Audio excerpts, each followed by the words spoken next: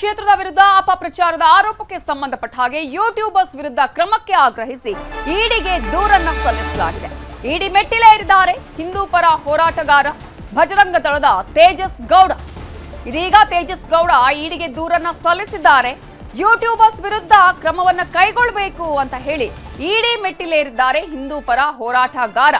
ಧರ್ಮಸ್ಥಳವನ್ನ target ಮಾಡಿ ಅಪಪ್ರಚಾರ ಮಾಡಲಾಗ್ತಾ ಇದೆ. ವಿಡಿಯೋ ಮಾಡೋದಕ್ಕೆ ಅಕ್ರಮ ಹಣವನ್ನ ಸಂದಾಯ ಆಗಿರುವ ಶಂಕೆ ಇದೆ. ಇಲ್ಲಿ ವಿದೇಶಗಳಿಂದ ಕೆಲವರು ಹಣವನ್ನ ಪಡೆದಿರೋದಾಗಿ ಮಾಹಿತಿ ಇದೆ. ಸೋಷಿಯಲ್ ಮೀಡಿಯಾ ಯೂಟ್ಯೂಬರ್ಸ್ ಮೇಲೆ ದೂರನ್ನ ನೀಡಿದ್ದಾರೆ ತೇಜಸ್ ಗೌಡ. ಬೆಂಗಳೂರಿನ ಇಡಿ ಕಚೇರಿಗೆ ಬಂದು ದೂರನ್ನ ಸಲ್ಲಿಸಿದ್ದಾರೆ ತೇಜಸ್ ಗೌಡ. ಇದರಲ್ಲಿ ಸೋಷಿಯಲ್ ಮೀಡಿಯಾ ಆಗಿರ್ಬೋದು ಯೂಟ್ಯೂಬರ್ಸ್ ಮೇಲೆ ದೂರನ್ನ ಕೊಟ್ಟಿದ್ದು, ಇದಕ್ಕೆ ವಿದೇಶಿ ಹಣ ಬಂದಿರುವಂತಹ ಚಾನ್ಸಸ್ ಕೂಡ ಇದೆ ಅನ್ನುವ ಮಾಹಿತಿಗಳು ಲಭ್ಯ ಆಗ್ತಾ ಇದೆ. ವಿದೇಶಗಳಿಂದ ಕೆಲವರಿಗೆ ಹಣ ಸಂದಾಯ ಆಗಿದೆ, ಹಣ ಪಡೆದಿದ್ದಾರೆ ಅನ್ನುವಂತಹ ಮಾಹಿತಿ ಇದೆ. ಹಾಗಾಗಿ ಸೋಷಿಯಲ್ ಮೀಡಿಯಾ ಆಗಿರ್ಬೋದು ಯೂಟ್ಯೂಬರ್ಸ್ ಮೇಲೆ ದೂರನ್ನ ಈಗ ಕೊಟ್ಟಿದ್ದಾರೆ ತೇಜಸ್ ಗೌಡ. ಬೆಂಗಳೂರಿನ ಇಡಿ ಕಚೇರಿಗೆ ಆಗಮಿಸಿ ದೂರನ್ನ ಸಲ್ಲಿಸಿದ್ದಾರೆ. ಧರ್ಮಸ್ಥಳ ವಿರುದ್ಧ ಅಪಪ್ರಚಾರವನ್ನ ಮಾಡ್ತಾ ಇರುವಂತಹ ಆರೋಪಕ್ಕೆ ಸಂಬಂಧಪಟ್ಟ ಹಾಗೆ ಇದೀಗ ಈ ಪ್ರಕರಣ ಇಡಿ ಮೆಟ್ಟಿಲೇರಿದೆ. ಯೂಟ್ಯೂಬರ್ಸ್ ವಿರುದ್ಧ ಕ್ರಮಕ್ಕೆ ಆಗ್ರಹವನ್ನ ಮಾಡಿ ತೇಜಸ್ ಗೌಡ ಇದೀಗ ದೂರನ್ನ ಸಲ್ಲಿಸಿದ್ದಾರೆ. ಇಡಿ ಮೆಟ್ಟಿಲೇರಿದ್ದಾರೆ ಹಿಂದೂ ಪರ ಹೋರಾಟಗಾರ ತೇಜಸ್ ಗೌಡ. ಇಡಿಗೆ ಬಜರಂಗ ದಳದ ತೇಜಸ್ ಗೌಡ ದೂರನ್ನ ಕೊಟ್ಟಿದ್ದಾರೆ. ಧರ್ಮಸ್ಥಳದ ವಿರುದ್ಧ ಅಪಪ್ರಚಾರವನ್ನ ಮಾಡ್ತಾ ಇದ್ದಾರೆ. ಯಾಕಂದ್ರೆ ಧರ್ಮಸ್ಥಳದ ವಿರುದ್ಧ ಷಡ್ಯಂತ್ರವನ್ನ ಮಾಡಲಾಗ್ತಾ ಇರುವಂತಹ ರೀತಿಯಲ್ಲಿ ಅವರು ಮಾತನಾಡ್ತಾ ಇದ್ದಾರೆ. ಹಾಗಾಗಿ ಇವರು ಈ ಒಂದು ಯೂಟ್ಯೂಬರ್ಸ್ ಆಗಿರ್ಬೋದು ಸೋಷಿಯಲ್ ಮೀಡಿಯಾದಲ್ಲಿ ಏನು ಯಾವ ರೀತಿಯಾದಂತಹ ಮಾಹಿತಿಯನ್ನ ಹಂಚಿಕೊಳ್ತಾ ಇದ್ದಾರೋ, ವಿಡಿಯೋಗಳನ್ನ ಮಾಡ್ತಾ ಇದ್ದಾರೋ, ಇದಕ್ಕೆ ವಿದೇಶದಿಂದ ಹಣ ಸಂದಾಯ ಆಗಿರುವಂತಹ ಒಂದಷ್ಟು ಮಾಹಿತಿ ಇದೆ, ಅನುಮಾನಗಳಿದೆ. ಆ ಕಾರಣಕ್ಕಾಗಿ ಅದರ ಒಂದು ತನಿಖೆ ಮಾಡಬೇಕು ಅಂತ ಹೇಳಿ ಇಡಿಗೆ ದೂರನ್ನ ಸಲ್ಲಿಸಿದ್ದಾರೆ.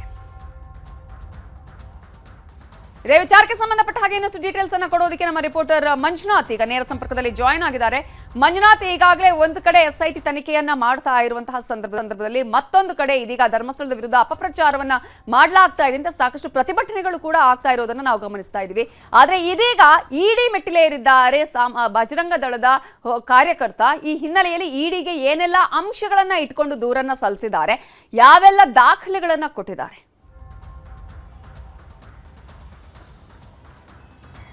ಖಂಡಿತವಾಗ್ಲೂ ನವಿತಾ, ಏನು ಬಜರಂಗ ದಳದ ಒಬ್ಬರು ಏನು ಕಾರ್ಯಕರ್ತ ಏನಿದ್ದಾನೆ ತೇಜಸ್ ಅಂತ, ಈತ ಸಾಕಷ್ಟು ಮಾಹಿತಿಗಳನ್ನು ಅಂದರೆ ಯೂಟ್ಯೂಬರ್ ವಿರುದ್ಧ ಸಾಕಷ್ಟು ಮಾಹಿತಿಗಳನ್ನು ಕಲೆ ಹಾಕಿರ್ತಕ್ಕಂಥದ್ದು. ಸದ್ಯಕ್ಕೆ ಈಗಾಗಲೇ ಎಲ್ಲರಿಗೂ ಕೂಡ ಗೊತ್ತಿರೋದಾಗೆ ಧರ್ಮಸ್ಥಳ ಪರವಾಗಿ ರಾಜ್ಯದಲ್ಲಿ ಬೇರೆ ಬೇರೆ ಬೆಳಗಾಂ ಆಗಿರ್ಬೋದು, ಶಿವಮೊಗ್ಗ ಆಗಿರ್ಬೋದು, ಮಂಗಳೂರು ಆಗಿರ್ಬೋದು, ಬೆಳ್ತಂಗಡಿಯಲ್ಲಿ ಆಗಿರ್ಬೋದು, ರಾಜ್ಯದಲ್ಲಿ ಬೆಂಗಳೂರು ಆಗಿರ್ಬೋದು, ಮಾಲೂರು ಆಗಿರ್ಬೋದು, ಕೋಲಾರ, ಈ ರೀತಿಯಾಗಿ ಎಲ್ಲ ಜಿಲ್ಲೆಗಳಲ್ಲೂ ಕೂಡ ಧರ್ಮಸ್ಥಳ ಪರವಾಗಿ ಒಂದು ಪ್ರತಿಭಟನೆ ಮಾಡ್ತಾ ಇರ್ತಕ್ಕಂಥದ್ದು. ಎಲ್ಲೋ ಒಂದು ಕಡೆಗೆ ಹಿಂದೂ ಧಾರ್ಮಿಕಗೆ ಧಕ್ಕೆ ಉಂಟು ಮಾಡಲಿಕ್ಕೆ ಈ ರೀತಿಯಾಗಿ ವಿಡಿಯೋಗಳನ್ನು ಮಾಡ್ತಾ ಇದ್ದಾರೆ ಸಮೀರ್ ಅಂತ ಕೂಡ ಹೇಳ್ತಾ ಇರ್ತಕ್ಕಂಥದ್ದು.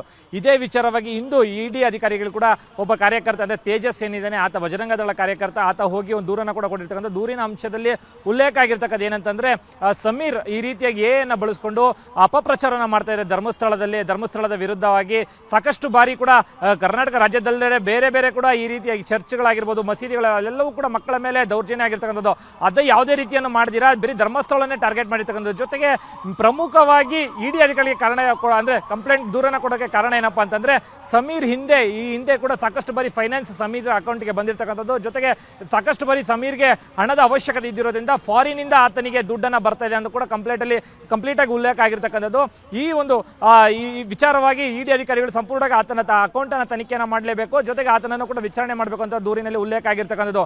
ಒಟ್ಟಾರೆಯಾಗಿ ಇಡಿ ಅಧಿಕಾರಿಗಳಿಗೆ ಈಗಾಗಲೇ ಸಮೀರ್ ವಿರುದ್ಧ ದೂರನ್ನ ದಾಖಲಿಸಿರ್ತಕ್ಕಂಥ ತೇಜಸ್ ಸದ್ಯಕ್ಕೆ ಈಗ ಇಡಿ ಅಧಿಕಾರಿಗಳು ಆ ಸಮೀರ್ಗೆ ಏನಾದರೂ ನೋಟಿಸ್ ಅನ್ನ ಕೊಟ್ಟು ವಿಚಾರಣೆಗೆ ಹಾಜರು ಮಾಡ್ತಾರೆ ಅನ್ನೋದು ಕೂಡ ಕಾದು ನೋಡ್ಬೇಕಾಗಿರ್ತಕ್ಕಂಥದ್ದು. ನವಿತಾ, ಮಂಜುನಾಥ್, ಈಗ ಆತನ ಒಬ್ಬನ ವಿರುದ್ಧವೇ ದೂರು ದಾಖಲಾಗಿದೆಯಾ ಅಥವಾ ಇತರರ ವಿರುದ್ಧ ಕೂಡ ಏನಾದರೂ ಅಲ್ಲಿ ಆ ದೂರಿನಲ್ಲಿ ಉಲ್ಲೇಖ ಮಾಡಲಾಗಿದೆಯಾ? ಹೇಗೆ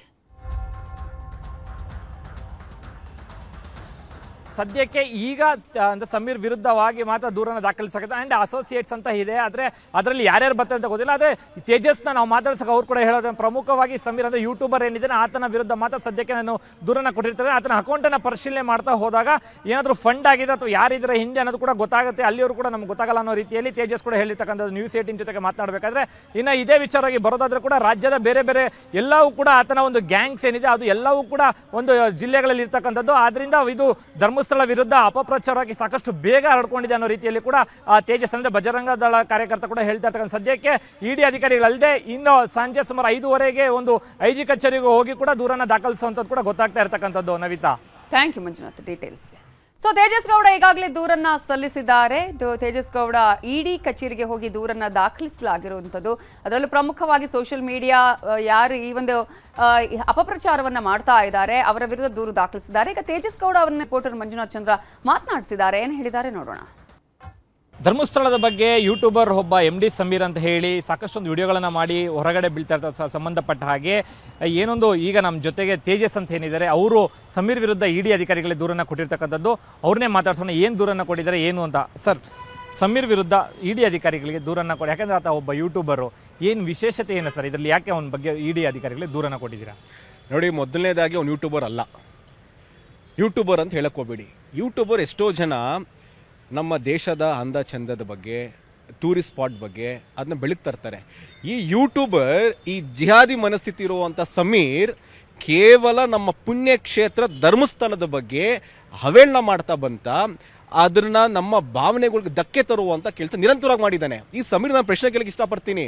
ಕಳೆದ 2 ವರ್ಷದಿಂದೇ ಮಸೀದಿಲಿ ಆದಂಥ ಚಿಕ್ಕ ಬಾಲಕಿ ಮೇಲೆ ಆದಂಥ ಅತ್ಯಾಚಾರ ಯಾಕಪ್ಪ ನೀನು ವಿಡಿಯೋ ಮಾಡಿ ಪ್ರಸಾರ ಜನರಿಗೆ ಮುಟ್ಸಿಲ್ಲ? ಇದೇ ಕೆಲವು ವರ್ಷಗಳ ಹಿಂದೆ ಚರ್ಚ್ಗಳಲ್ಲಿ ಅತ್ಯಾಚಾರಗಳಾಗಿದೆ ಅಂತ ಮಾಧ್ಯಮದಲ್ಲಿ ಪ್ರಕಟ ಆಗಿದೆ. ಕೇರಳ ಆಗಿರ್ಬೋದು, ಕೆಲವು ಹೊರ ರಾಜ್ಯದಲ್ಲಿ. ಏನಕ್ಕೆ ನೀನು ಪ್ರಸಾರ ಆಗಿಲ್ಲ, ಏನಕ್ಕೆ ನೀನು ಅದನ್ನ AI ನೀನು ಎಡಿಟ್ ಮಾಡಿ ಅದನ್ನ ಜನರಿಗೆ ಯಾಕೆ ಮುಟ್ಸಿಲ್ಲ?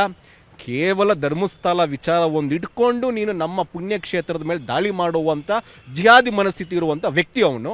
ಹಾಗಾಗಿ ನಾನು ಈತನಿಗೆ ಆ ಒಂದು ಟೆಕ್ನಾಲಜಿ ಮುಖಾಂತರ ವಿಡಿಯೋ ಮಾಡಿ ಮತ್ತು ಅವನ ಬೆನ್ನಿಂದೆ ಯಾರ್ಯಾರು ನಿಂತಿದ್ದಾರೆ ಪ್ರಭಾವ ವ್ಯಕ್ತಿಗಳು, ಅವರ ಆದಾಯದ ಮೂಲ ಏನು, ಆದಾಯದ ಮೂಲ ಹುಡುಕಬೇಕು ಅಂತ ಇಡಿಗಳಿಗೆ ದೂರು ಕೊಟ್ಟು. ಇದೇ ವಿಚಾರವಾಗಿ ಬರೋದಾದ್ರೆ ಎಲ್ಲೋ ಒಂದು ಕಡೆಗೆ ಸಮೀರ್ ಹಿಂದ್ಗಡೆಗೆ ಯಾರೋ ಕಾಣದ ಕೈಗಳು ಅವನನ್ನು ಹೇಳಿಸ್ತಾ ಇದ್ದಾರೆ ಅಥವಾ ಅವನು ಉದ್ದೇಶಪೂರ್ವಕವಾಗಿ ಮಾಡ್ತಾ ಇದ್ದಾರೆ ಅನ್ನೋ ರೀತಿಯಲ್ಲಿ ದೂರನ್ನು ಕೊಟ್ಟಿದ್ದೀರಾ? ಹೆಂಗೆ ಉದ್ದೇಶಪೂರ್ವಕ? ಅವನ ಸಮೀರಿನ ಉದ್ದೇಶನೇ ನಮ್ಮ ಭಾವನೆಗಳು ಧಕ್ಕೆ ತರುವಂಥದ್ದು, ಹಿಂದೂಗಳ ಮನಸ್ಸಿಗೆ ಘಾಸಿ ಮಾಡುವಂಥದ್ದು, ಪುಣ್ಯಕ್ಷೇತ್ರಗಳನ್ನ ಟಾರ್ಗೆಟ್ ಮಾಡುವಂಥದ್ದೇ ಸಮೀರ್ ಅವರ ಮೂಲ ಉದ್ದೇಶ. ನೀವು ಗಮನಿಸ್ತಾ ಬನ್ನಿ, ಆತನ ವಿಡಿಯೋ ಗಮನಿಸ್ತಾ ಬನ್ನಿ, ಮತ್ತು ಆತನ ಹಾವಭಾವ ಗಮನಿಸ್ತಾ ಬನ್ನಿ. ನೀವು ಅವನ ಉದ್ದೇಶ ಏನಿದೆ? ಸೌಜನ್ಯ ಅನ್ನೋ ಒಂದು ಹೆಣ್ಣು ಮಗುಗೆ ನ್ಯಾಯ ಸಿಗಲೇಬೇಕು. ಇದು ನಮ್ಮ ಒತ್ತಾಯ ಕೂಡ.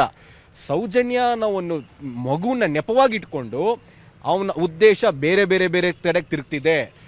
ಇನ್ನೊಂದು ನೀವು ವಿಶೇಷವಾಗಿ ಗಮನಿಸಬೇಕಾಗಿರೋದೇನು ಅಂತಂತಂದ್ರೆ, ಇಲ್ಲದೆ ಇರೋ ವ್ಯಕ್ತಿಗಳನ್ನ ಹುಟ್ಟಾಕಿ ಆ ವ್ಯಕ್ತಿಯ ಮೇಲೆ ಪೆನ್ನಲ್ಲಿ ಬಟ್ಟಿಕ್ಕು ಅಂತ. ಮತ್ತು ಇವನ ಉದ್ದೇಶ ಏನು? ಈ ಹ್ಯಾಸ್ ಟು ಬಿ ಅರೆಸ್ಟೆಡ್. ಅವನ ಬಂಧನ ಮಾಡಬೇಕು. ಇನ್ನೊರ್ಗೆ ಏನಕ್ಕೆ ಸರ್ಕಾರ, ಪೊಲೀಸ್ ಇಲಾಖೆ ಅವನ್ನ ಬಂಧನ ಮಾಡ್ತಿಲ್ಲ? ಇಷ್ಟೊಂದು ಅವನು ಸುಳ್ಳು ಸುದ್ದಿ ಹಡಿಸಿ, ಇಷ್ಟೊಂದು ಅವನು ಫೋಟೋ ಮಾರ್ಫಿಂಗ್ ಎಲ್ಲ ಮಾಡ್ತಿದ್ದಾನೆ, ಏನಕ್ಕೆ ಇನ್ನವ್ರಿಗೂ ಬಂಧನ ಮಾಡಿಲ್ಲ? ಎಲ್ಲೋ ಒಂದು ಕಡೆ ಸರ್ಕಾರ ಕುಮ್ಮ ಕೊಡ್ತಿದ್ದೆ ಅವ್ನು ಮಾಡುವಂತ ಅಂತ ಪ್ರಶ್ನೆಗಳಿಗೆ ಇಷ್ಟಪಡ್ತೀನಿ. ಸೊ ಇದಿಷ್ಟು ಕೂಡ ತೇಜಸ್ ಅವರ ಮಾತಾಗಿರ್ತಕ್ಕಂಥದ್ದು. ಕ್ಯಾಮ್ರಾ ಪರ್ಸನ್ ಶಿವಪ್ಪ ಜೊತೆಗೆ ಮಂಜುನಾಥ್ ಚಂದ್ರ, News 18 ಬೆಂಗಳೂರು.